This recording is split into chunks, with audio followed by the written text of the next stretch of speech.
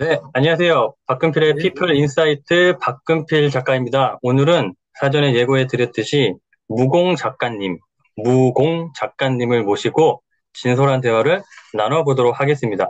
안녕하세요, 작가님. 네, 안녕하세요. 예, 만나 뵙게 되어 반갑습니다. 네, 반갑습니다. 예, 우선 시청자분들 위해서 작가님의 소개 좀 부탁드릴게요. 저를 이렇게 인터뷰 요청해 주셔서 대단히 감사합니다.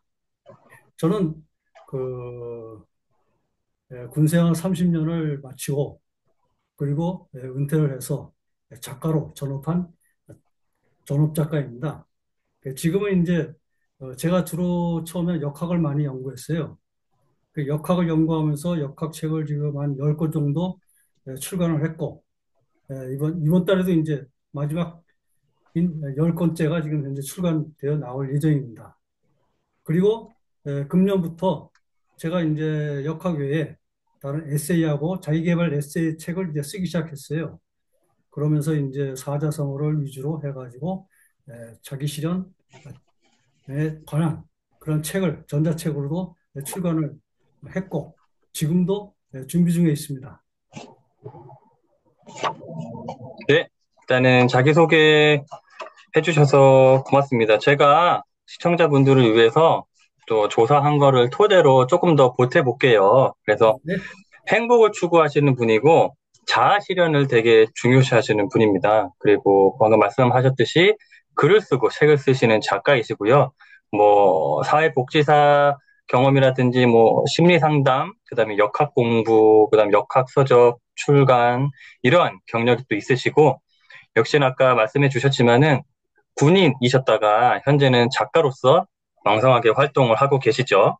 예, 그리고 여러 가지 책을 내셨고, 역학 공부에서 지금은 약간의, 좀 화두라고 할까, 그리고 옮겨온 게 말씀하셨다시피, 뭐, 인문학이라든지, 그런 쪽에 조금, 좀 방향을 좀 바꿔서 활동하고 계시고, 아니면 확장이라고 표현해도 될 것 같기도 하고요. 그래서, 이러한 삶의 어떤 여정이라든지, 정체성, 이런 분을 갖고 계신 분이라고 시청자분들은 이해하시면 될 것 같아요.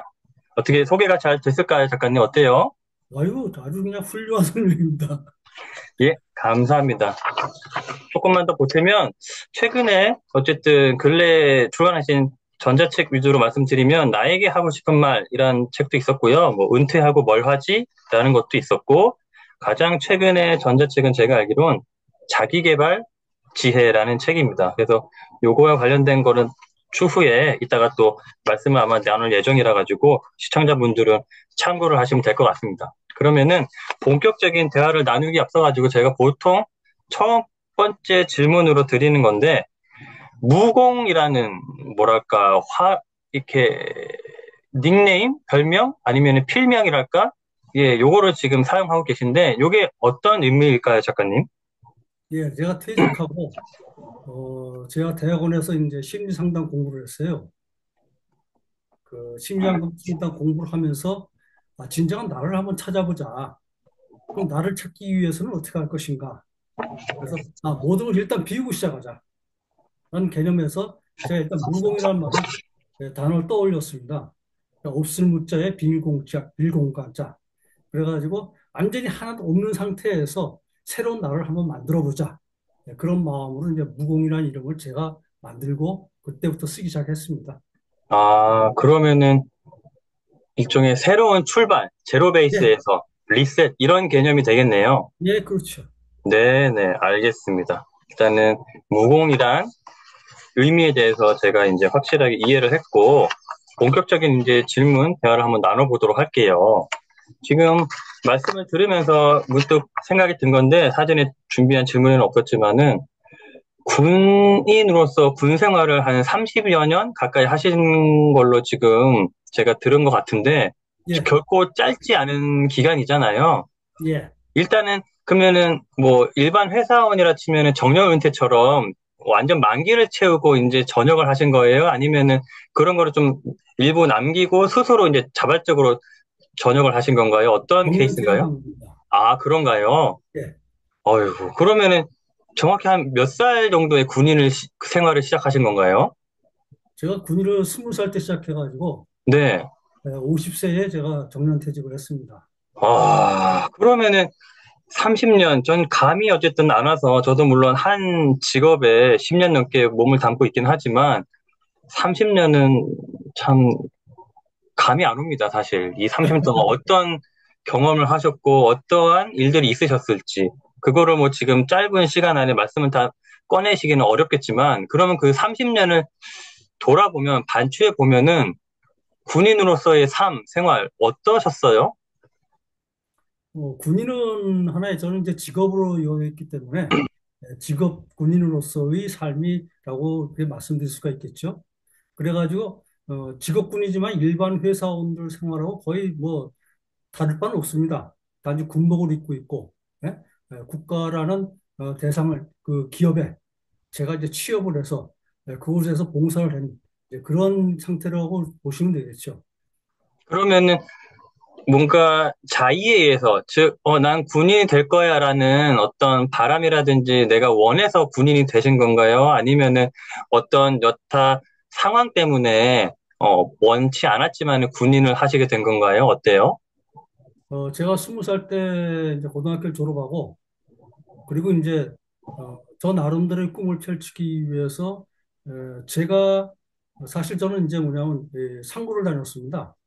상고를 졸업하고 상고를 졸업하면 이제 은행을 들어가야 되는데 은행에 들어가서 제가 할 수 있는 일이 사실상 제 마음에 들지 않더라고요. 그래서 저는 은행에 들어가지 않고 내 나름대로의 길을 한번 찾아보자 하고 선택한 것이 군대였습니다. 군대에서 한번 내 꿈을 한번 펼쳐보자.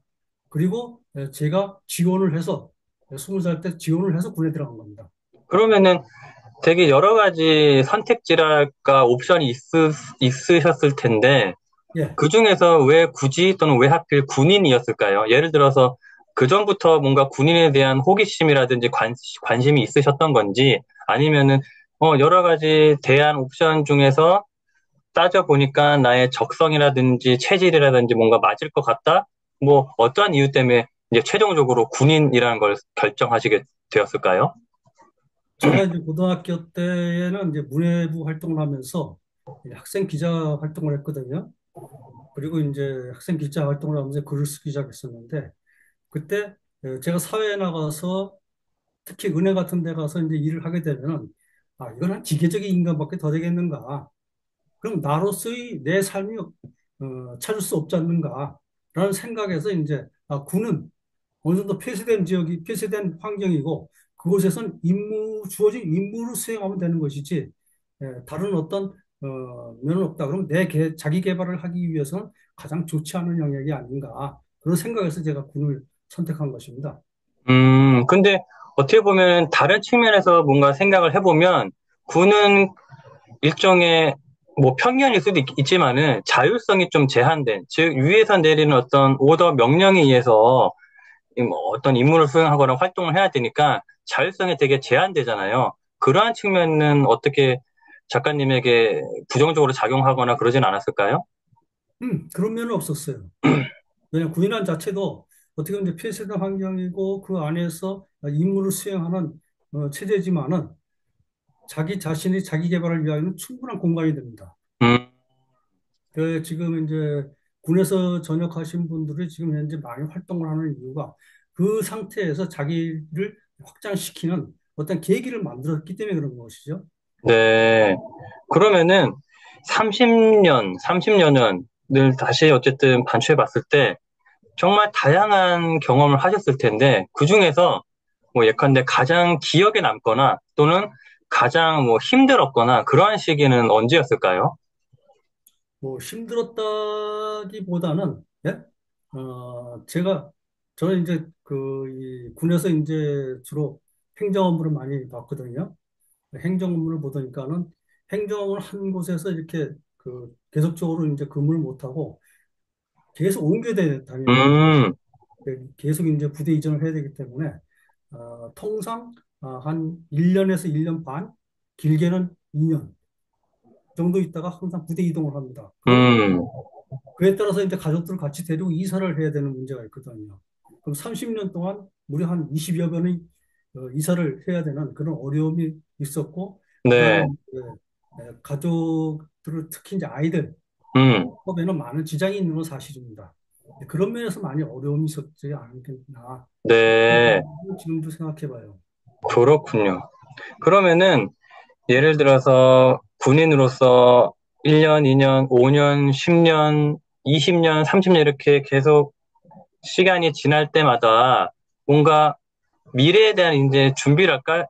구상, 계획 이런 거를 좀 서서히 하셨을 것 같은데 어떠셨어요? 뭐 예를 들어서 뭐 제가 뭐 군인 연금 이런 거는 잘 모르지만은 그래도 전역 만기를 다 채고 전역하면은 군인 연금 같은 게 어쨌든 나오는 걸로 알고 있으니까 그러면은 아 그것만으로도 내 노후는 충분할 거야 해서 특별한 계획을 안 하셨던 건지 아니면은 그거와는 별개로 나는 뭐 군인으로서 10년 차, 20년 차쯤에 서서히 아 나중에 이제 내가 전역을 하면은 나는 뭘 해볼까 이런 준비를 조금씩이라도 하셨던 건지 그런 점이 좀 궁금하네요. 군인이라는 그 특성에 대해서는 군인은 계급 정년이라는 게 항상 있습니다. 그러니까 어느 일정 계급에서 진급을 하지 못하면 그 계급 정년에 퇴직을 해야 됩니다. 나가야 됩니다. 그럴 때 저는 이제 중령까지 있었기 때문에 50세에 퇴직할 수 있었지만은 만일 중령을 달지 못하고 소령이 있었다면 뭐 40세 퇴직을 해야 됩니다. 젊은 나이에 퇴직을 해서 그다음에 생활을 이어나가려면 자기 나름대로의 어떤 대책이 마련해야 돼야 되겠죠. 그래서 진급을 못했을 경우의 가정을 해가지고 항상 그 대비를 합니다. 음, 그래서 군인들이 어쩌면 그 폐쇄된 공간에서 임무 수행만 한다 하지만은 만약에 대비하기 위해서 사회에 나가서 무엇을 할 것인가 하는 대비는 항상 준비하고 있다는 것이죠. 저도 그 음, 준비를 항상 했습니다. 그래서 그렇군요. 자격증을 딴다든지, 예? 자격증을 딴다든지 또 나와서 어떤 일을 만약에 내가 진급을 하지 못하면은 어떤 일을 해야 될 것인가 하는 것들을 항상 염두에 두고 그 준비를 항상 해왔습니다.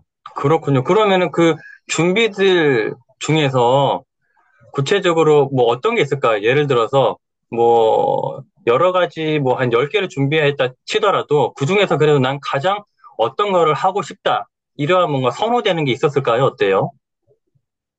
자기 나름대로 이제 개성에 따라서 아니면 이제 재능에 따라서 물론 각각 선택하는 바는 다르겠죠.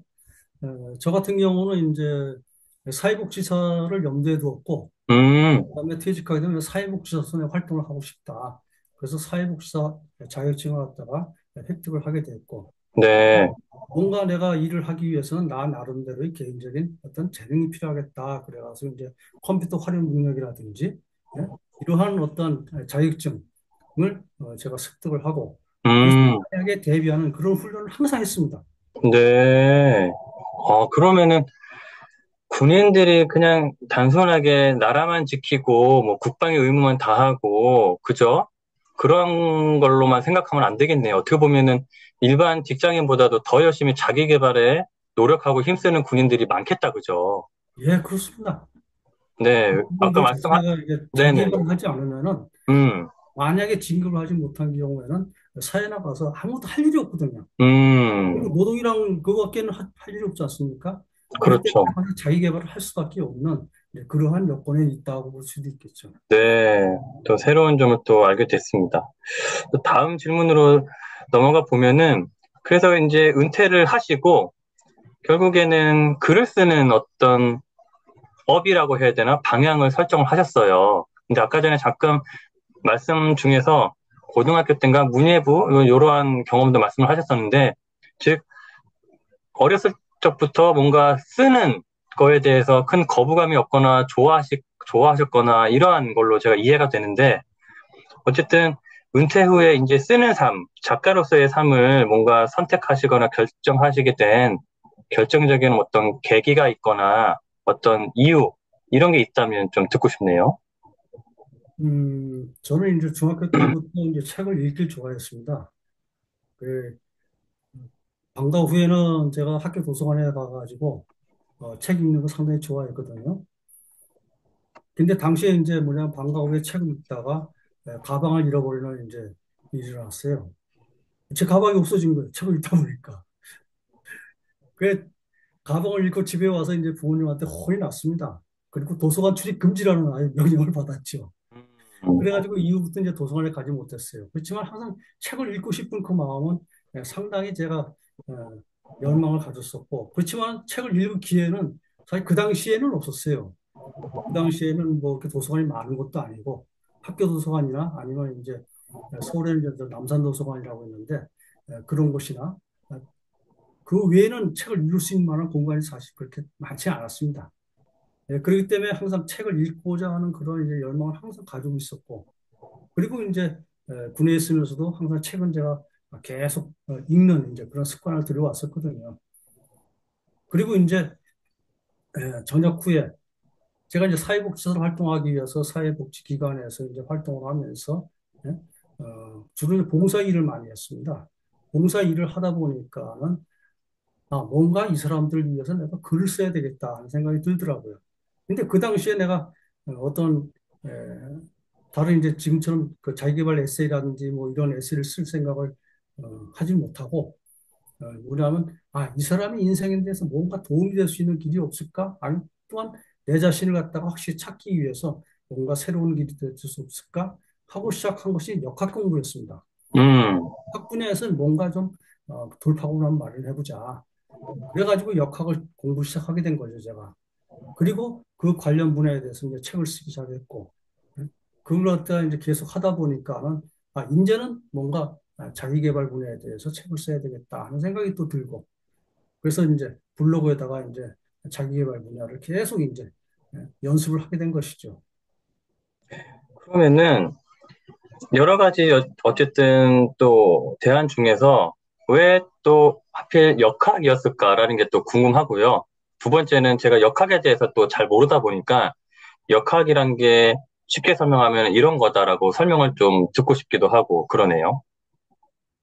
역학을 제가 공부하게 된 계기는, 제가 서울역에 이제 다시서기 센터라고 있습니다.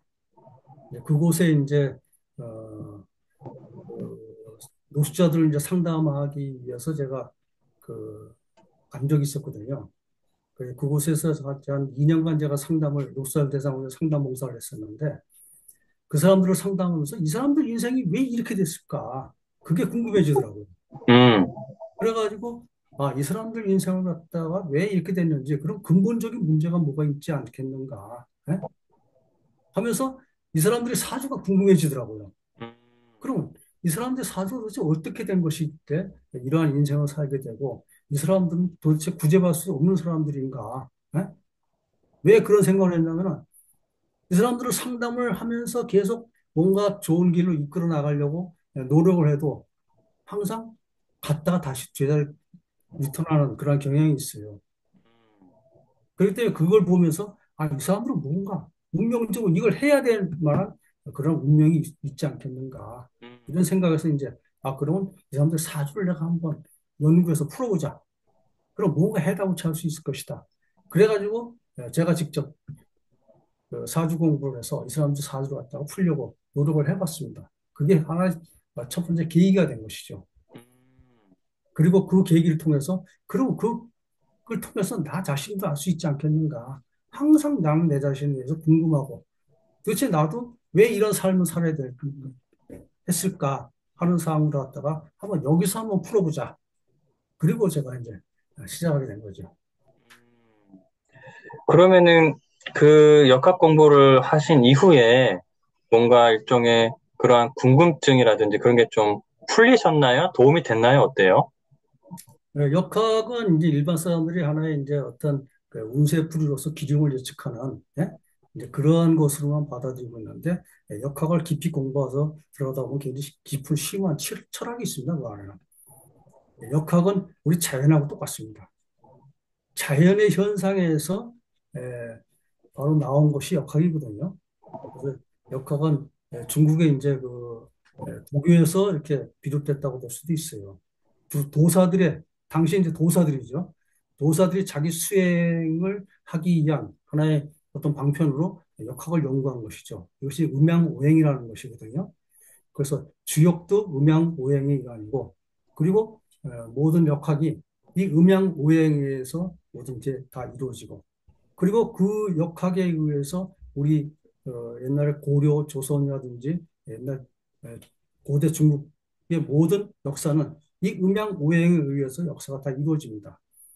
우리의 모든 현상이 다 음양 오행에 의해서 비롯되었음을 제가 알았죠. 역사에 그러한 것들이 기록되어 있기 때문에 아주 굉장히 심오한 철학으로 볼 수가 있습니다. 이걸 왜냐하면 다 자연에서 나왔기 때문이죠. 봄이 가면 여름이 오는 것이고 여름이 가면 가을이 오고 가을이 오면 겨울이 오고 그리고 반드시 봄이 찾아오게 되어 있습니다.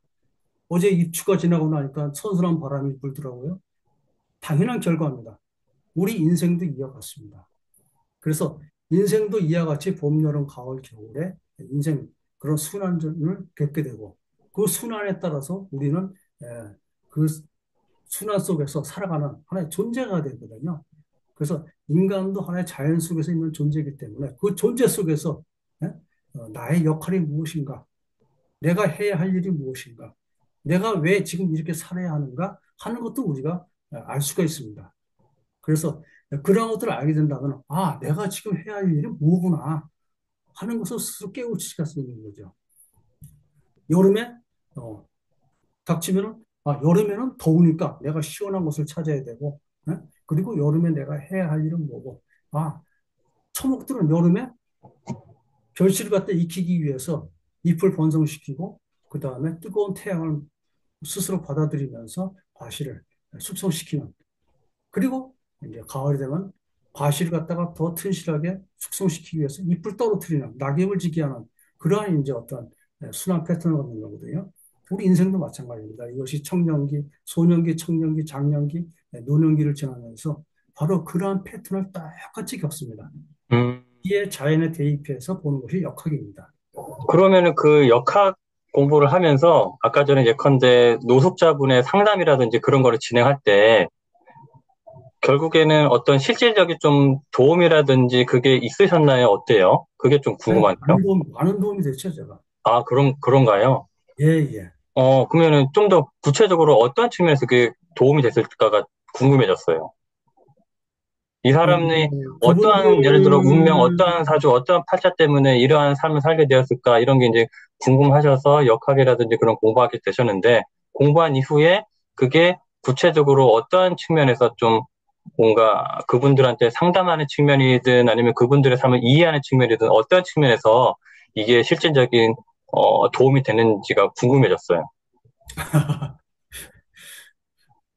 노숙자들 분들 사주를 보면은 되게 강한 기운을 굉장히 많이 갖고 있습니다. 음, 강한 기운을 가지고 있다는 것은 예? 그 기운을 자기가 통제할 수 있으면은 예? 아주 좋은 여건으로 발전할 수 있는데 그 기운을 통제하지 못하면은 예, 그야말로 그 기운에 의해서 자기가 억눌려 버리는 그런 현상이 일어납니다. 가령 이 사람이 찬 기운을 굉장히 많이 갖고 있어요. 이걸 음의 기운이라고 하죠.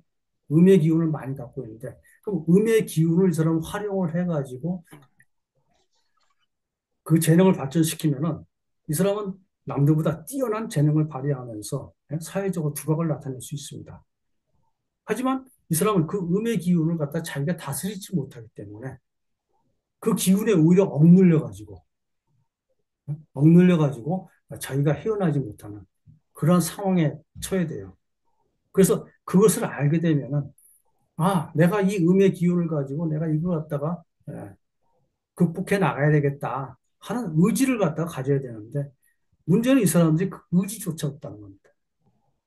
왜냐면 그걸 눌려가지고 그래 나는 이렇게 살 수밖에 없어. 나는 왜 이렇게 살아야 돼? 네? 하는 이제 어떤 자괴감이라고 하죠. 이제 그러한 것들을 많이 갖고 있어요. 그러면서 발전해 나가지 못하는 억눌려 있는 그런 상태에 있는 사람들이 굉장히 많습니다. 그런 사람들이 뭔가 돌파구를, 너 이렇게 해서 이렇게 하면 어떻겠는가 하고 돌파구를 마련해줘도 못 갑니다. 왜냐? 가보지 않은 길이고, 두렵고, 그 길이 두렵고, 헤쳐나가지 못하는 거예요. 용기를 가져야 되는데, 용기를 가지지 못합니다. 도전 정신이 없어요. 하겠다는 마음조차 없어요. 그럴 때 어떻게? 그저 그냥 국가에서 주는 보조금이나 타먹고, 예? 그리고 노숙자 생활을 하면서, 예? 그렇게 그냥 지내는 거죠. 그 사람들이. 거기서 탈출하는 사람도 있습니다. 근데 드물죠. 드물고 그 사람들은 뭔가 하고자 하는 어떤 의지가 생겼기 때문에 그 의지를 가지고 자기가 나갈 수 있죠. 이것이 사주에서 보면은 뭔가 운이 도래하는 시기가 있어요. 그 운에 도래하는 시기, 그 운을 갖다 기회로 받아들여서 나가는 사람은 잘 될 수가 있죠. 그래서 제가 이제 그런 사람들한테 항상 하는 얘기가 뭐냐면, 감나무에 감이 열렸다. 감이 열렸는데 넌 감을 저거 어떻게 먹을 것인가? 예? 이거 생각을 해야 된다. 가만히 누워서 감 떨어지기 입에 넣어주기를 기다리고 있다면은 너는 평생 이 생활밖에 못할 것이다. 하지만은 저 감을 내가 따서 먹어야 되겠다는 의지만 가진다면 얼마든지 일어나서 감을 따먹을 수가 있다. 감이 높이 열려 있다면 사다리를 타고 나서 올라갈 수 있고 나무를 타고 나서 올라가서 따야 된다. 안 되면 네가 도구를 만들어라. 도구를 만들어 도구로 막대기 가져와서 그것을 따가지고 먹는 노력을 해야 된다. 그렇지 않으면 너 감을 못 먹는다. 쳐다보지만 말고 노력을 해라. 이렇게 이제 어떤 비유적인 얘기를 하거든요. 근데 그 사람들은 알지만은 움직이질 않아요. 그저 누워서 갖다 놓아줘. 이겁니다. 이러니까 이게 안 돼요. 그래서 제가 한 2년 상담을 하다가 인제 도저히 안 되겠다. 그때 이제 그 상담소로 이제 소장이 이제 그 신부님이거든요. 신부님한테 제가 저 이제 도저히 못하겠습니다. 그리고 제가 2년 만에 그냥 나왔어요. 그렇군요. 아유, 어쨌든 쉬운 거는 아닌 것 같아요, 정말. 네, 그죠? 그렇습니다. 네네. 또 누구한테나 또 뭔가 천편일률적으로 뭔가 적용되는 것도 아닌 것 같고, 개개인마다 차이가 있었을 것 같고, 네. 또 한번 다음 질문 드려볼게요. 그래서 그럼 이제 역학에서 인문학 자기 방향으로 뭔가 방향을 전환하시거나 좀 확장을 하셨는데, 이 인문학 자기 개발 쪽으로 뭔가 깊이 파고들고 하다 보니까 어떤 점을 좀 느끼시거나 이런 점이 좀 좋은 것 같다 이런 게 있을까요? 어때요? 자기개발은 이제 제가 자아 실현을 이제 에, 보면서 그 자아 실현 자체에서 어떤 이제 계기를 얻게 됐죠. 그래서 자아를 이거는 실현을 해야 드디어 자기 재능을 발휘할 수 있고 그걸 통해서 행복을 찾을 수 있겠구나. 결국 궁극적 목적은 행복입니다. 제가 심리상담을 갖다가 12 년간 하면서 듣는 대답은 그 사람들이 항상 추구하는 목적은 뭐냐? 행복이었습니다. 결국 마지막은 행복이더라고요. 우중에 있는 사람도 그렇고 또 어떤 저 뭐야 이돈 문제로 인해서 고생을 하는 사람도 그렇고 직업으로 인해서 고생하는 사람도 그렇고 모든 사람들이 궁극적인 목적은 행복이더라고요. 그럼 이 행복을 찾으려면 어떻게 되는가? 행복은 역시 결국 자아 실현에서 비롯되는 것이다. 그래서 우리가 조이천사, 즉 조나이 박사의 자아 실현 이제 꽃 피우자 하는 이제 그런 책 있잖아요. 그 네네. 책은 자아 실현 꽃을 피워야 비로소 열매를 맺을 수 있고 열매를 맺어야 비로소 그 열매를 먹으면서 내가 행복을 느낄 수 있겠구나 하는 것들을 저도 이제 깨달았어요. 그 책을 보면서 그러면서 그리고 이제 뭐냐면 나폴레옹 그분의 이제 어떤 책을 보면서 자아 실현을 갖다가 실현할 수 있는 그 계기를 방법을 제가 이제 찾게 됐죠. 그래서 이걸 하려면 어떻게 되는가? 뭔가 돌출, 도출할 수 있는 게 있어야 되잖아요. 그 도출할 수 있는 것은 결국 자기 개발이라는 것부터 시작을 해야 되겠구나. 자기 개발은 자아를 내 잠재력을 이끌어내는 거거든요. 딴 게 아니고. 그래서 내 잠재력을 갖다가 내 내면에서 이끌어내 가지고 그것을 개발을 해서 그리고 그것을 갖다가 가꾸어서 그리고 이제 꽃을 피워서 열매를 맺는 그 단계. 그래서 이번에 제가 그 사자성어는 답한다. 라는 이제 전자책을 세 권을 조이천사님과 같이 이제 공동 집필을 했거든요.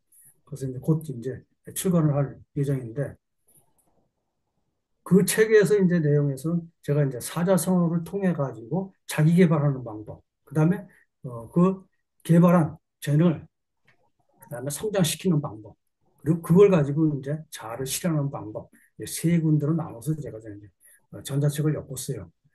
원래는 종이책으로 이제 발간할 목적이었었는데 여건이 맞지 않아가지고 그냥 세 권 나누어서 어, 펀딩을 진행하게 됐습니다. 펀딩을 이제 BTO님이 이제 그걸 진행을 해주게 했거든요. 그래서 같이 이제 공동 작업을 해서 이걸 갖다가 세상에 펀딩으로서 좀 퍼뜨려보자. 우리 자신의 꽃을 한번 피워보자. 하고 이제 셋이서 이제 마음을 모았죠. 네, 좋은 취지인 것 같습니다. 많이 좀 펀딩이 잘 돼서 좀 성공적인 결과로 이어지면 좋겠네요. 예. 그래서 감사합니다.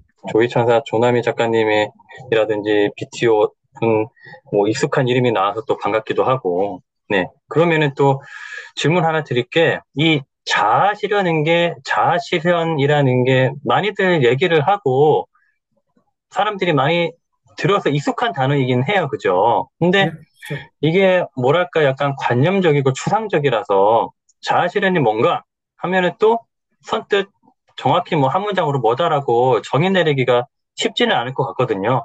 예, 또 개개인마다 내리는 자아실현의 정의는 다를 것 같고 그렇다면은 무공 작가님께서 내리는 자아실현이란 뭐 한 줄 내지 한 문장으로 정의를 내린다면은 뭐 구체적으로 어떻게 내릴 수 있을까요?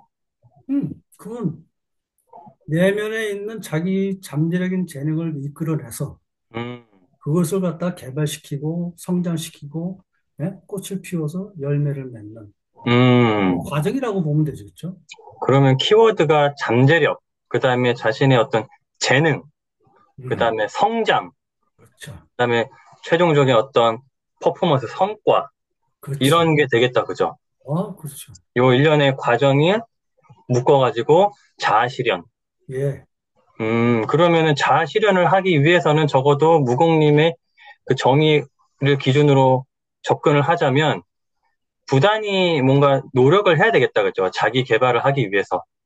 노력하지 않으면은 음, 결코 이룰 수 없는 거죠. 그렇죠. 그리고 나의 잠재력, 나의 재능을 개발하고 그거를 뾰족하게 하고 좀 많이 실력을 좀 그죠?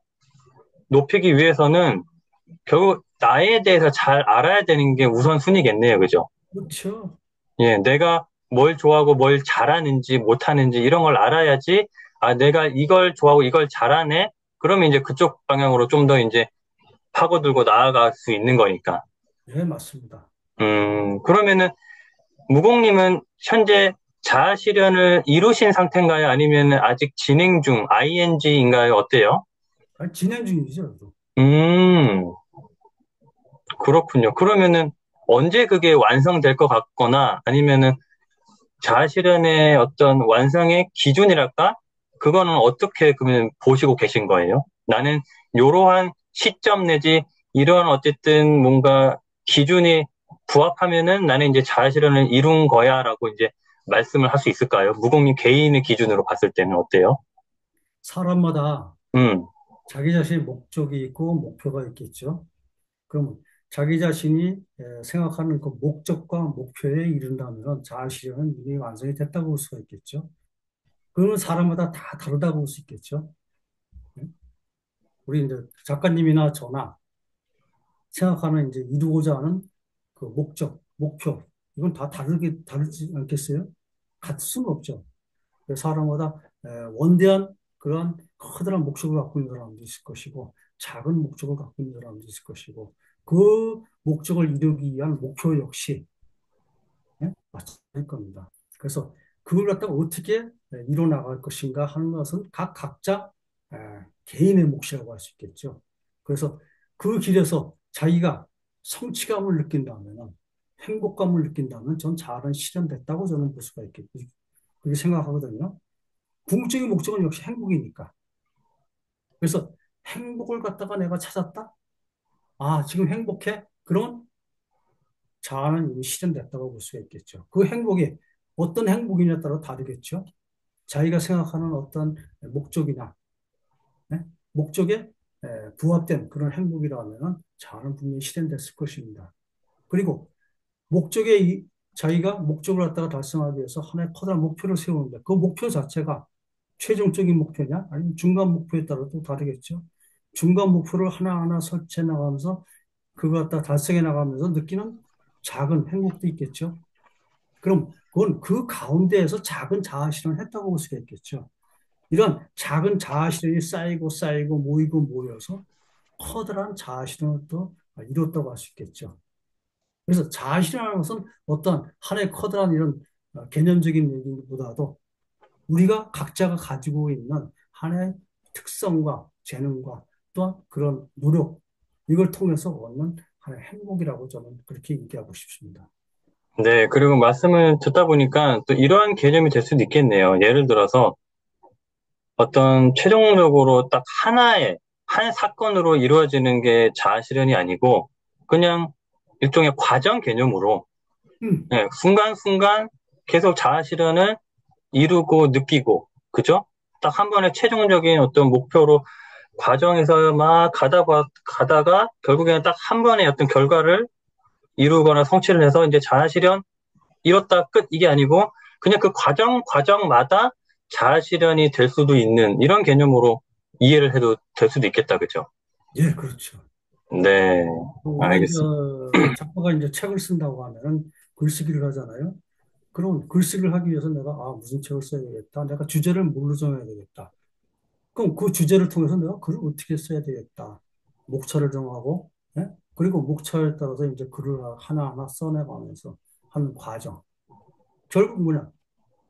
내가 주제를 정한다는 것은 결국 자기 개발의 하나의 시초고, 그리고 글을 써나가는 과정은 자기가 성장하는 하나의 과정이고, 그리고 책을 만든 것은 결실을 이룬 성과를 만든 이제 그것이 이제 결국 책이 이제 세상에 나오게 되면 그 분야에 대해서는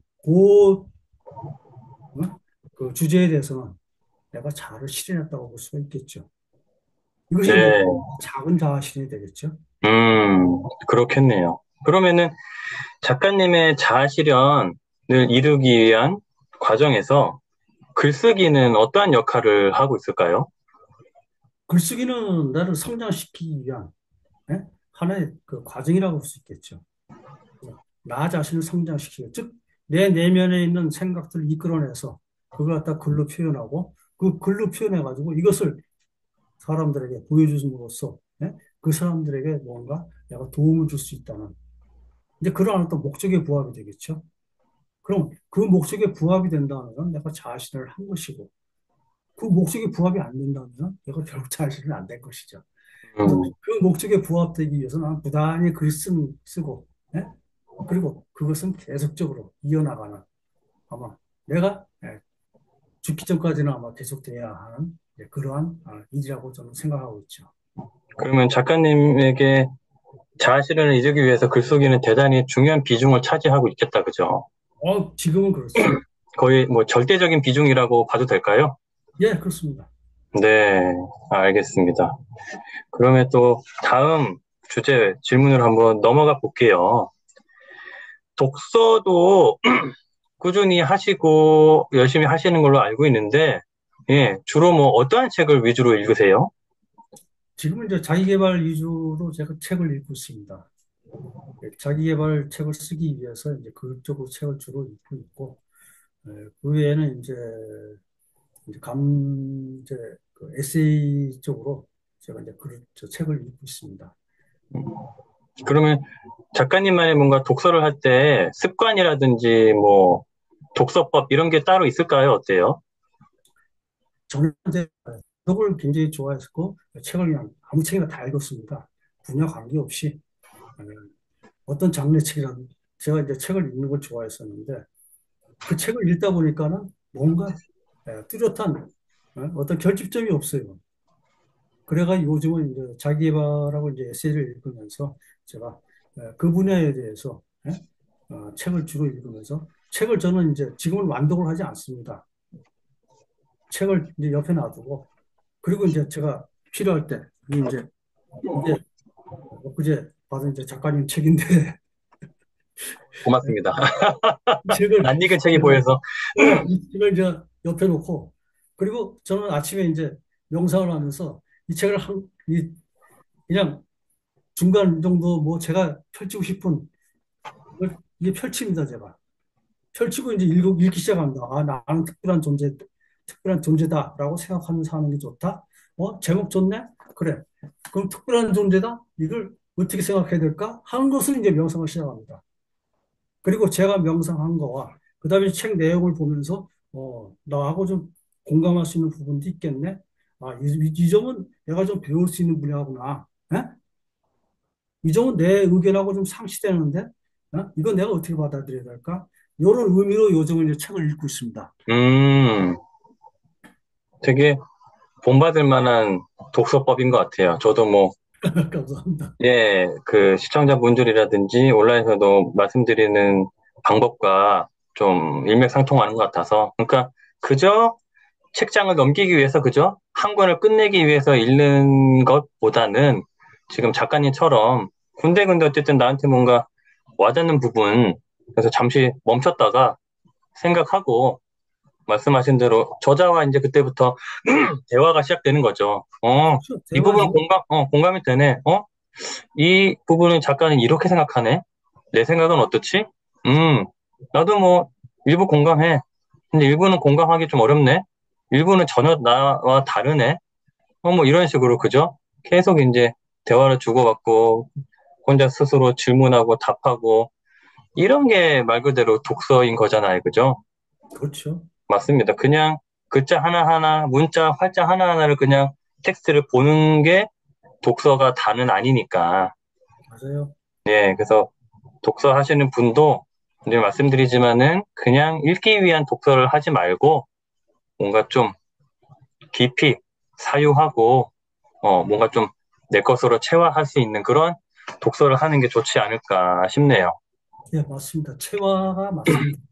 네네네. 이 자체는 어렸을 때 이제 주입식 교육에 익숙해져 가지고 그저 그렇죠. 받아들이는 데만 우리가 이제 음, 중점을 뒀는데 맞아요. 이러한 독서법은 사실상 큰 도움이 안 됩니다.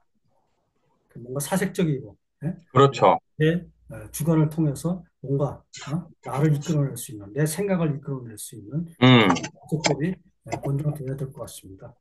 그러니까요. 그래서 책을 읽을 때 결국에는 내 생각을 찾고 만들어내고 그거를 뭔가 글로서 이제 문장화, 끄집어내가지고 결국에는 이제 그죠? 써낼 수 있는 그런 것까지 이제 완벽하게 좀 마침표를 찍을 수 있어야 이제 그게 독서의 뭔가 마무리다. 독서를 잘했다. 한 권 잘 읽었다.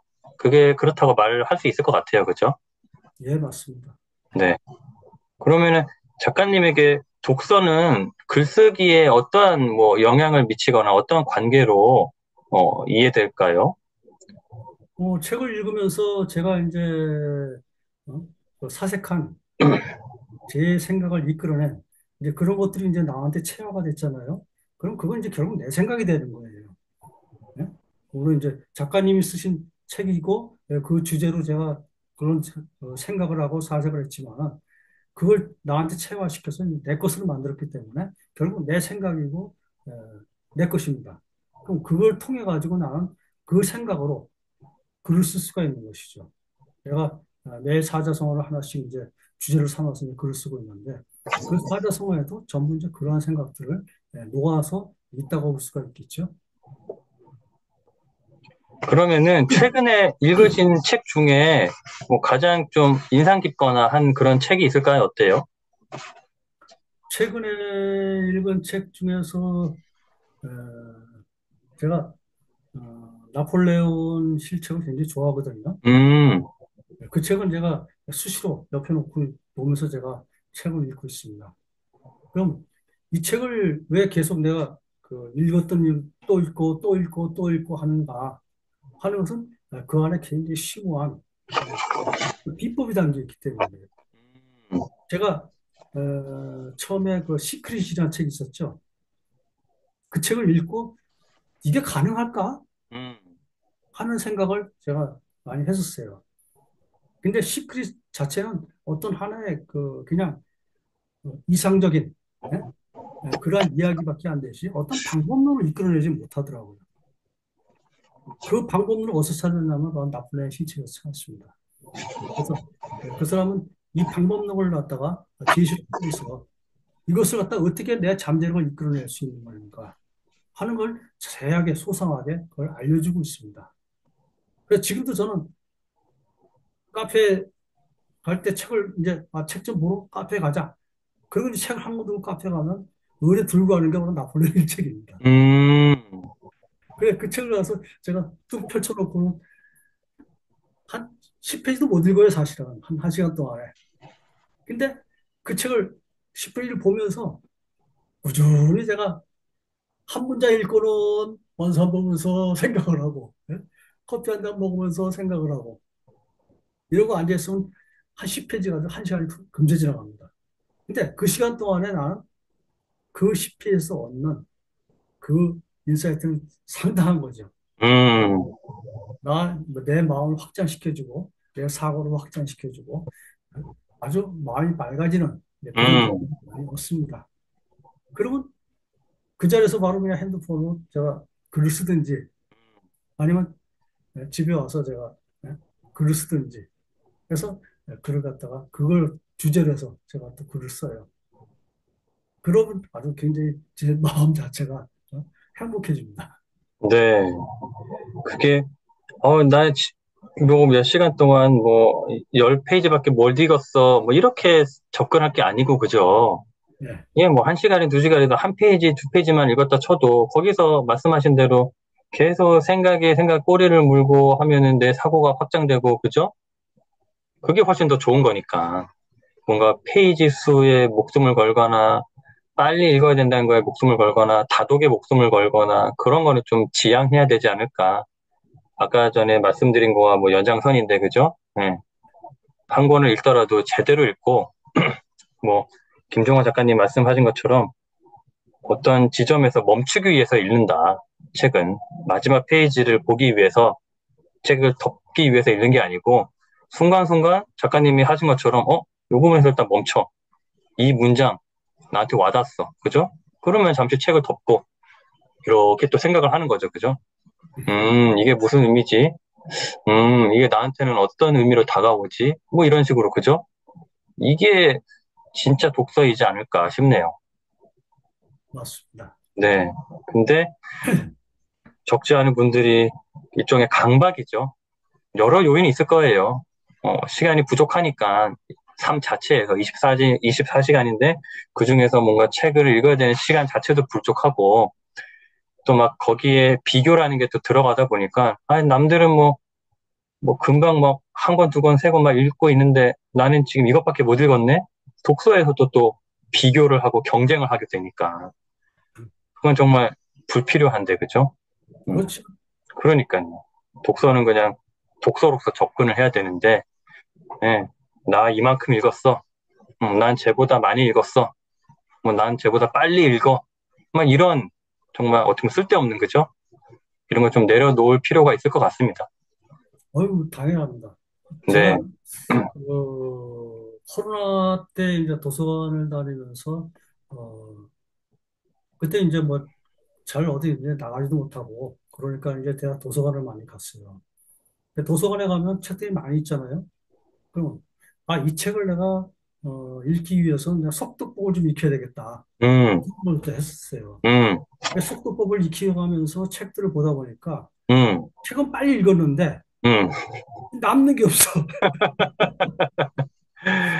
그래서 이게 뭔가? 내가 지금 뭐 하고 있는가? 음, 하는 생각을 그때 했어요. 그래서 이거 속독법 필요 없다. 예? 결국은 이거 뭐 내가 책을 빨리 읽었다는 그 만족감은 있을지 몰라도 결국 그렇죠. 내가 얻는 것은 하나도 없었다 하는 것을 이제 그것도 한 6개월 만에 그걸 깨달았어요. 그래서 맞아요. 자기 만족이죠. 음, 속도법을 이제 제가 버리고 그다음에 이제 정도법을 제가 시작한 거죠. 예? 그러니까요. 물론 어떤 특수한 경우에서는 속도법이 필요한 경우도 있겠죠. 예, 시간적으로 뭔가 제한이 되어 있는데 빨리 뭔가 봐야 되는 상황. 뭐 그런 상황에서는 유용할 수 있지만 계속 그냥 그죠? 1년 내내 그냥 속도법으로만 책을 본다? 그래서 뭐 100권, 뭐 1년에 100권, 뭐 500권, 1000권을 봤다?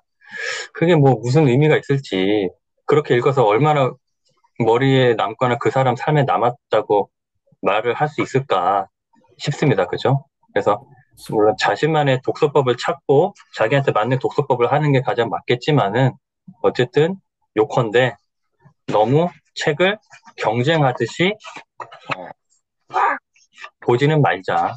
네, 그 말씀 일단 드리고 싶네요. 다음 또 주제를 넘어가면은 이번에는 작가님께서 내신 전자책 몇 권에 대한 말씀을 좀 나눠보고 싶어요. 예. 그래서 아까 제가 잠깐 서두에 말씀드린 하나는 나에게 하고 싶은 말, 하나는 은퇴하고 뭘 하지, 하나는 자기계발 지혜 요건데 우선 나에게 하고 싶은 말, 이 전자책에 대한 소개랄까? 이 책은 뭐 어떤 책이고 이 책은 왜 쓰게 됐고 어떠한 독자가 이 전자책을 읽으면 도움이 될 것 같다. 이런 말씀을 좀 듣고 싶네요.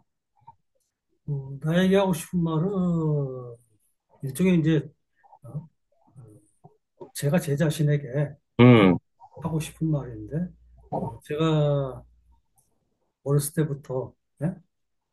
그다음에 지금까지의 모든 생활을 갖다가 경험담을 거기에 담았다고 볼 수가 있겠어요. 그래서 그 순간순간 내가 어렸을 때의 두려움을 많이 느꼈던 것은 뭐 때문에 그랬을까? 그리고 내가 어, 책을 읽으면서 아까도 얘기했지만은 중학교 때 책을 이제 가방을 잃어버리면서 독서에 대한 그러한 흐름이 끊기게 됐고 그리고 어디서 다시 이걸 시작하게 됐을까?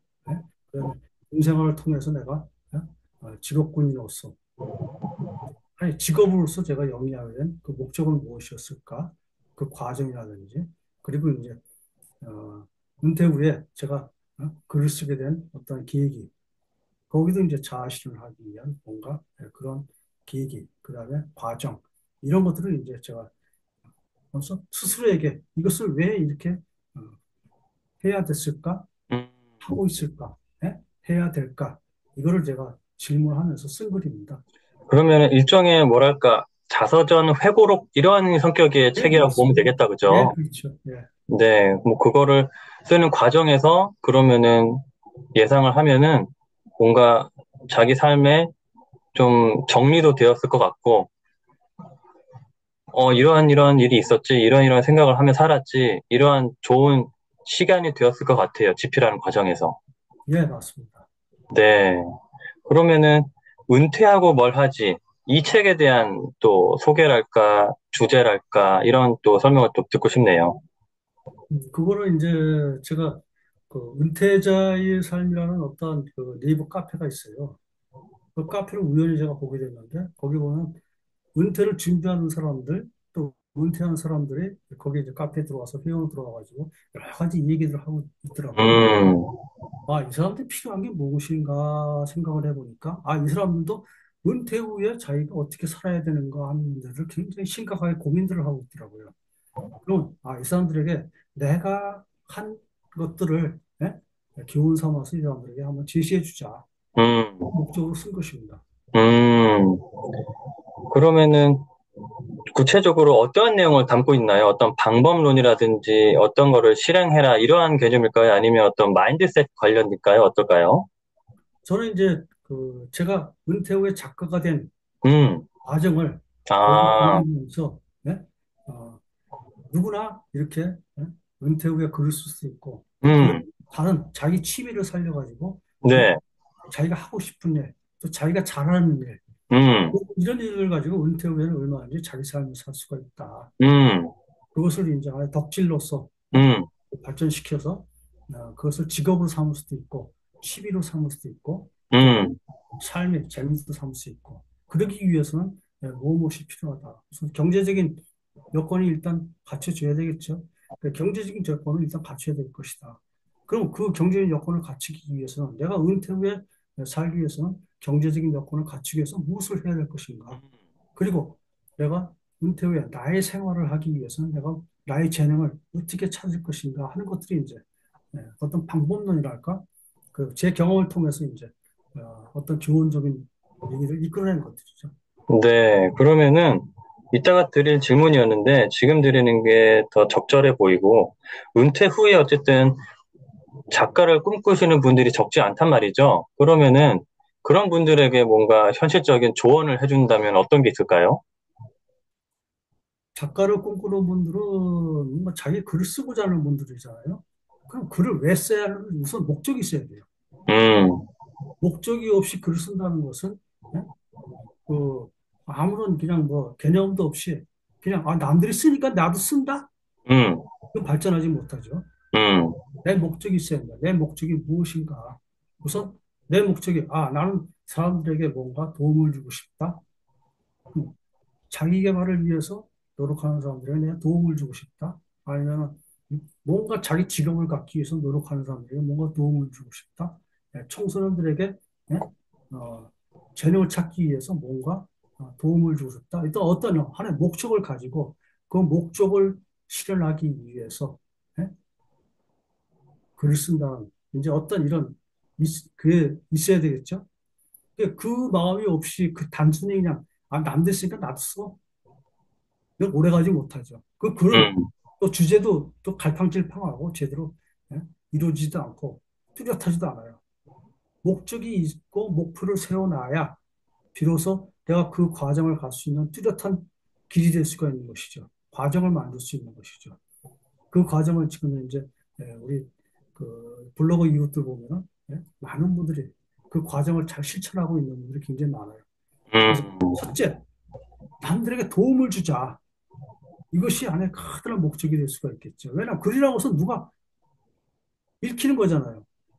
단순히 내가 보기 위해서 글을 쓰는 거는 일기밖에 지나지 않아요. 남들이 읽는 글이 아니고 내가 읽는 글이죠. 음, 일기입니다. 일기는 결국 나를 위해서 쓰는 것이죠. 그리고 그렇지 않고 이걸 SNS라든지 아니면 책을 출간해서 남들한테 읽히기 위한 글이 된다면은 예? 그때부터는 나를 떠나서 그 사람들을 위한 글이 돼야 되겠죠. 그것이 하나의 목적이 되고 그 목적을 가지고 내가 그 사람들을 위해서 내가 내 경험을 내가 이 사람들에게 어떻게 전달을 해서 저 사람들이 하나의 그 인사이트를 얻어서 그걸 가지고 자기 발전을 할 수 있게끔 만들어 줄 수 있을까? 이런 고민을 아마 해야 되겠죠. 그러한 고민 없이 글을 쓴다는 것은 네? 저는 무의미하다고 봅니다. 음, 공감합니다. 그래서 뭐 글쓰기가 좋다고 해서 글을 쓰거나 남들 다 쓰니까 나도 쓰거나 그렇게 좀 막연하게 접근하지 말고, 그죠? 왜 내가 글을 써야 되는가? 내가 글을 써서 얻고자 하는 게 무엇인가? 이거를 일단 좀 명확히 한 다음에 글을 써야지 좀 방향이 제대로 된 방향으로 흘러가지 않을까. 그리고 자신이 원하는 결과를 얻지 않을까 싶네요. 그리고 말씀하셨다시피 결국에는 글이라는 게 물론 책 포함해서 쓸 때는 내 것이라고 할 수 있지만, 그죠? 결국에는 최종적으로 궁극적으로는 독자의 것이라고 할 수 있기 때문에 가능한 한 뭐 나를 위한 글을 쓰는 것도 좋지만 애초에 글을 쓸 때, 책을 쓸 때 처음부터 독자를 염두를 하고 독자를 위하는 마음으로 어, 독자의 어떤 니즈라고 할까? 그거를 좀 충족시키기 위한 거를 고려를 하면서 감안을 하면서 쓰는 게 많이 읽히는 글과 책이 되지 않을까 싶네요. 네, 맞습니다. 네, 네. 이제는 슬슬 마무리를 지어야 될 시간인데 몇 가지 또 질문을 좀 들어가 볼게요. 아까 전에 이제 남은 것 중에 어쨌든 자기 개발의 지혜 이 지금 전자책이 남았는데 요거에 대한 설명도 마저 듣도록 할게요. 이 전자책은 어떠한 성격의 책이고 왜 여러 개 중에 이제 사자성어라는 어떤 소재랄까 이거를 다루게 되었는지 이것도 궁금하고요. 제가 사자성어로 쓰기 시작한 게 작년 말부터였거든요. 그 이제 글을 제가 매일 이제 일진기원이라고 저는 이제 글을 상당히 오랫동안 썼어요. 일진기호는 이제 일진 자체는 이제 하나의 역학의 용어잖아요. 오늘의 일진을 가지고 이제 제가 글을 쓰는 것이죠. 그 이제 글 쓰는 게 거의 제가 한 몇 년 됐습니다. 근데 이제 역학의 일진의 개념에서 글을 쓰다가 작년 말부터 이제 방향을 좀 바꿨죠. 자기계발 쪽에서 이제 내가 글을 쓰자 하는 쪽에서 이제 방향을 바꿔가지고 그럼 이걸 어떻게 쓸 것인가. 그래서 이제 제가 이제 생각을 하다가 뭐냐면 사자성어를 가지고 한번 해보자.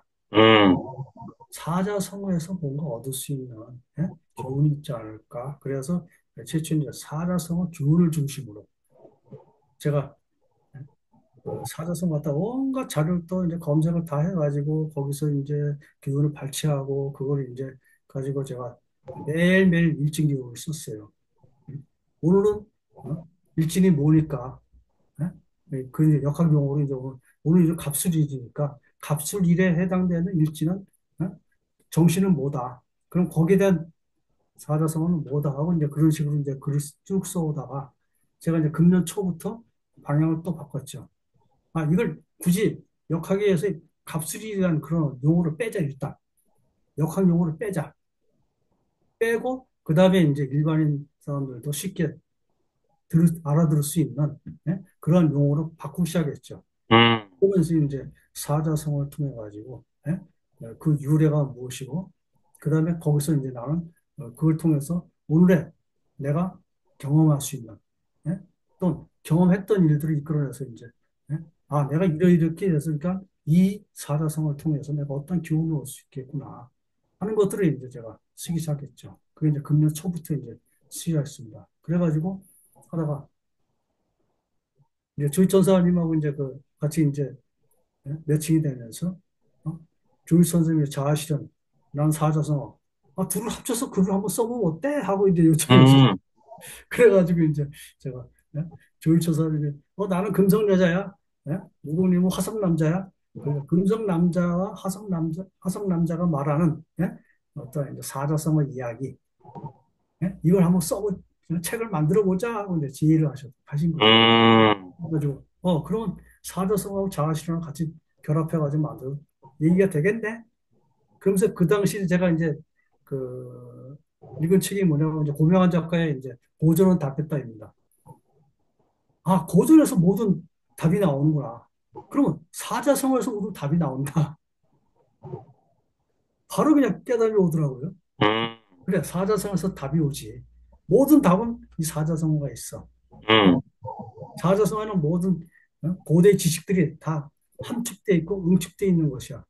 여기서 우리는 지혜를 이끌어내 가지고 잘 실현할 수 있는 어떤 길을 만들어 보자. 해가지고 이제 그걸 이제 일단 책을 쓰기 시작했죠. 그게 이제 줄선으로 나오고 책을 쓰면서 제가 이제 중간에 거기 안 들어갔던 사자성어를 또 골라내 가지고 자기계발 지혜를 여기서 한번 이끌어 보자. 그래서 음, 사자성어가 답하는 자기계발 지혜 음, 해가지고 이제 제가 거기서 이제 별도 전자책을 하나 또 만든 겁니다. 음, 만들어 놓고 그다음에 이제 조희천사님하고 이제 기획했던 그거는 이제 종이책은 안 하기로 하고 이걸 전자책으로 해서 구성하자 그래가지고 이제 세월로 나눠가지고 그래서 이제 거기에 이제 제목을 두 제목을 이제 사자성어가 답했다로 제목을 음, 정하고 음, 그다음에 이제 부제로 이제 자기 개발, 자기 성장, 그다음에 자아 실현 음, 책을 만든 거죠. 음, 이해가 그래서 되네요. 이렇게 된 계기입니다. 네, 근데 되게 마침 맞고 적절한 것 같아요. 그죠? 예, 과정도 잘 이해가 되고. 그러면은 작가님에게 뭐랄까, 나는 가장 좋아하는 사자성어 이거다. 뭐 이런 게 있을까요? 뭐 삶의 어떤 가치관이나 뭐 철학 내지 뭐 그런 것과도 맞닿아 있을 수도 있고. 제가 이제 언뜻 생각나는 게 이제 우공이사란 음, 우공이산 이 502산. 사자성어가 이제 딱 생각이 나는데요. 네, 꾸준히 꾸준히. 하루에 한 문장, 하루에 한 글이라도 네, 내가 꾸준히 써서 그것이 이루어지면 그것이 글이 되고 문장이 되고 책이 되고 예? 음, 그래서 이제 그러한 어떤 과정, 역할 그것이 이제 어떤 내 본질이 아닌가, 내가 해고자 해야 되는 일이 아닌가 하고 이제 생각을 하고 있습니다. 그래서 항상 우공이사라는 그 개념을 가지고 음, 꾸준히 매일같이 해보자. 그렇죠. 502산 참 좋아하는 저도 사자성어네요. 그죠? 502산을 옮긴다. 그죠? 매일 조금씩 조금씩 바보 하다 같다고 보면. 얘기할지는 몰라도 음, 나는 하긴 그래. 내가 매일 새벽 5시에 일어나가지고 블로그에 글을 올리고 음, 그리고 이제 요즘 또 지금 최근단 그 책과 강연에서 하는 이제 백일백작 프로그램에 참여해가지고 제가 음, 백일 책은담을 쓰고 있거든요. 음, 그래서 이제 92일째까지 다 썼는데 어, 남았어요. 책은담에서 이제 나온 글 가지고 제가 이제 매일 글을 또 올려서 하루에 2편씩 지금 매일 올리고 있거든요. 어휴, 사실 힘든 작업이지만 예? 남들이 보기엔 아 그걸 왜 해? 왜 그렇죠. 하니? 거기 돈이 나와? 뭐가 나와? 아니죠. 내가 나와. 그렇게, 힘들어 하면서. 그쵸. 그죠? 그렇게 단순하게 접근할 게 아닌데, 그죠? 예, 예. 음, 꾸준히. 그저 내 신념을 가지고. 음, 원래는 길에서 이제 항상 하는 얘기가 왜 신념이 있어야 된다. 음, 신념은 하나의 동력이고 에너지다. 음, 거기에 뭐냐면 사랑이라는 에너지. 예? 음, 이것이 포함되면은 무한한 예? 핵 에너지와 더 큰 그런 에너지를 갖다가 발휘할 수 있다라는 말이 나오거든요. 네, 신념, 그다음에 사랑. 내가 하고자 하겠다는 그런 어떤 신념이 있고, 그리고 내가 그를 사랑하는 예? 그 마음이 갖고 있다면은 이것은 누가 뭐라 그래도 남들이 바보라 하더라도 난 바보가 아니죠. 나는 내 길을 꾸준히 가는 예? 나 자신을 사랑하는 그런 사람이 될 수 있고 그를 통해서 다른 사람들도 내가 포용하고 사랑하고 그들에게 내가 도움을 줄 수 있는 그런 역할이 될 수 있지 않겠나. 결국 이것이 내 자아실현의 결과고 나의 행복입니다. 맞습니다. 그래서 자기 자신을 믿고 일종의 자기 확신이 필요한 것 같아요. 네, 네. 그렇죠. 그래야 주위 말에, 주위 여건 상황에 뭔가 흔들리지 않고 나만의 길을 이렇게 뚜벅뚜벅 계속 지속해서 걸어갈 수 있는 그런 힘이 그게 되지 않을까 싶네요. 네, 맞습니다. 50 이상 여러분도 기억하시고 꾸준하게 저도 뭐 늘 강조드리는 거지만 꾸준함을 이기는 건 없습니다. 사실. 그래서 꾸준함이 가장 큰 무기고 가장 무서운 사람이 누구냐? 꾸준한 사람이 가장 무섭거든요. 맞습니다. 시청자분들도 꾸준한 사람, 즉 무서운 사람이 되시길 바랍니다. 저는 그러면 마무리 이제 질문 몇 개를 공식적인 질문 몇 개를 드려볼게요. 아까도 잠시 나온 화제이긴 한데 무공 김낙범 작가님에게 행복이란 무엇일까요?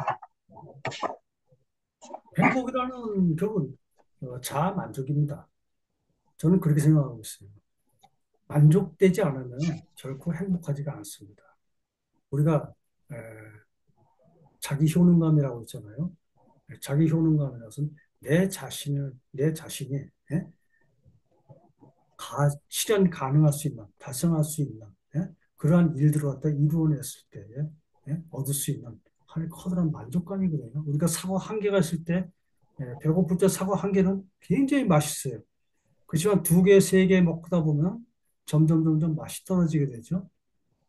맛이 떨어지게 되면 그 맛은 아무리 사과가 많이 있더라도 행복하지 않습니다. 가장 행복할 때는 그냥 배고플 때 사과 한 개를 먹는 때가 가장 행복합니다. 그것이 자기 만족감이죠. 자기 음, 만족감이 없으면 절대 행복하지 않습니다. 그렇기 때문에 음, 돈이 아무리 많이 가진 사람이고 너 행복하니? 그 사람 아니 나 전혀 행복하지가 않아 하는 얘기를 제가 수없이 많이 들었어요. 음, 근데 작은 과자 하나 먹는 아이한테 물어봤어요. 너 행복하니? 나 이거 너무 맛있어. 행복해. 아이는 행복감을 느끼고 있죠. 음. 그죠? 자기 만족이 있어야 행복감을 느낄 수 있습니다. 저는 이렇게 생각합니다. 네, 공감됩니다. 그리고 행복이 또 뭐 흔한 말이긴 하지만 감사와 만족으로부터 보통은 이루어지잖아요. 만족이라는 거 안에는 자기 만족 그게 이제 포함되어 있는 거고. 그래서 순간순간 자주자주 감사하고 만족하는 태도를 마음을 가지면은 자주 행복한 사람이 되지 않을까 싶네요. 다음 질문인데요. 예. 뭐 올해가 되었던 앞으로가 되었던 이제 작가님이 계획하고 계신 목표랄까? 뭐 꿈이랄까? 그런 게 있으시다면 좀 듣고 싶습니다. 제가 얼마 전에 이제 그 챌린지로서 이제 가장 기쁜 일이 또 10년 후에 예? 나 얘 쓰는 편지 이제 두 개 챌린지를 이제 최근에 어, 수행한 적이 있거든요. 거기서 이제 예? 말한 게 가장 마지막에 한 말이 뭐냐면 지금처럼 예? 우리 마님하고 손잡고 공원 산책하는 게 내, 예? 이것이 내 죽을 때까지 지속되는 거. 이것이 나의 가장 큰 행복이고 내가 이루고 싶은 것이다. 라고 저는 얘기해요. 그 과정에서는 제가 글을 쓸 수 있게 나를 도와주고 또 내가 건강할 수 있게 나를 챙겨주고 또 옆에서 보살펴주는 그 사람이 없다면 내가 할 수 없어요, 사실은. 그런 것들이 있기 때문에 내가 그걸 갖다가 항상 마지막에 제가 원으로 삼은 것이죠. 네, 알겠습니다. 이제 두 가지 질문이 남았는데요. 한 시간 남짓 박근필의 피플 인사이트 인터뷰 하시면서 느끼셨던 소감 한 말씀 부탁드립니다. 아주 작가님의 그 질문에 제가 대답을 하다 보니까 저 자신 나름대로 예?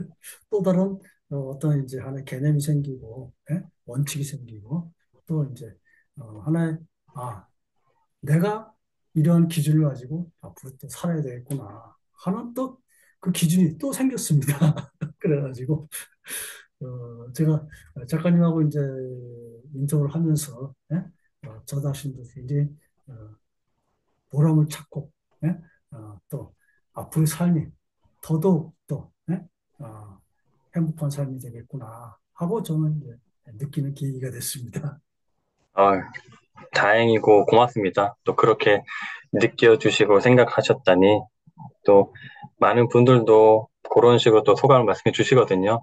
나를 돌아보게 되고 앞으로 또 어떻게 살면 좋겠다라는 또 방향이라든지 그런 걸 알게 되는 계기, 시간이었다라고 말씀을 해주셨는데 작가님도 일단 그렇게 말씀해 주셔서 고맙습니다. 이제 가장 마지막 질문입니다. 예, 박근필의 피플 인사이트 시청자분들과 그다음에 무공님을 응원하시는 모든 분들에게 마지막으로 한 말씀 부탁드립니다. 제가 물론 이제 저에게 하는 말이기도 하고 또 이제 이 그 영상을 보시는 시청자분들에도 한다는 말씀이죠. 그저 제가 하고 싶은 말 자기 자신으로 살아라. 음, 누구한테 이끌리는 삶이 아니고 음, 내 자신으로 살 수 있는 그것이 가장 행복한 길이고 나다운 삶이 되는 길이다. 제가 자기계발 네, 이걸 갖다가 계속 연구를 하고 또 사자성어를 통해서 지혜를 이끌어내고 하면서 느낀 것들은 결국 마지막에 뭐냐? 나답게 사는 게 음, 그게 결론이었습니다. 그래서 나답게 사는 길은 과연 무엇인가? 내 능력을 알고 내 안에 있는 내 재능, 잠재력을 이끌어내서 그것을 마음껏 키우고 성장시켜서 다른 사람들에게 예? 과일나무에서 사과를 갖다가 사과나무가 사과를 많이 열려서 지가 먹습니까? 사람들에게 나눠줍니다. 음. 그건 마찬가지로 내가 꽃 피워서 이룬 열매는 사람들에게 나누어주는 그러면서 또 보람과 행복을 느낄 수 있는 그런 사람이 다 같이 저 또한 그렇고 여러분들도 그렇게 되기를 저는 바랍니다. 네, 역시 공감되는 말씀입니다. 저도 늘 또 말씀드리는 내용이고, 나답게 살자, 자기답게 살자, 나다움, 자기다움, 뭐 정체성, 다 같은 의미죠. 그래서 말씀하신 내용을 들으니까, 뭐 예를 들어 이런 거잖아요. 뭐, 내가 장미꽃인데, 막 저기 옆에 있는 튤립이 되려 하지 말고, 그죠? 저기 뭐 무궁화가 되려고 하지 말고, 그죠? 내가 장미면은 장미답게 살면 되는 거예요.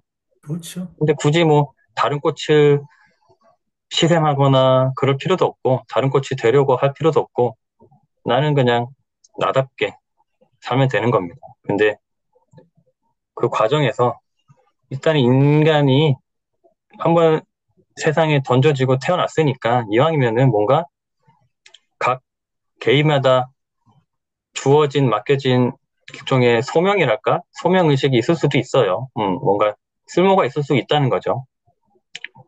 그렇다고 한다면은, 나는 이 세상에 일단 태어났는데, 그러면은 어떠한 소임이 있을까? 어떤 쓸모가 있을까?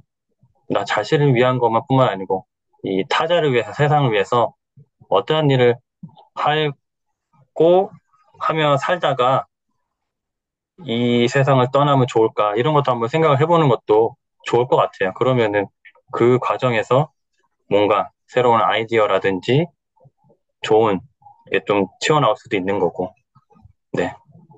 그렇게 생각을 합니다. 네.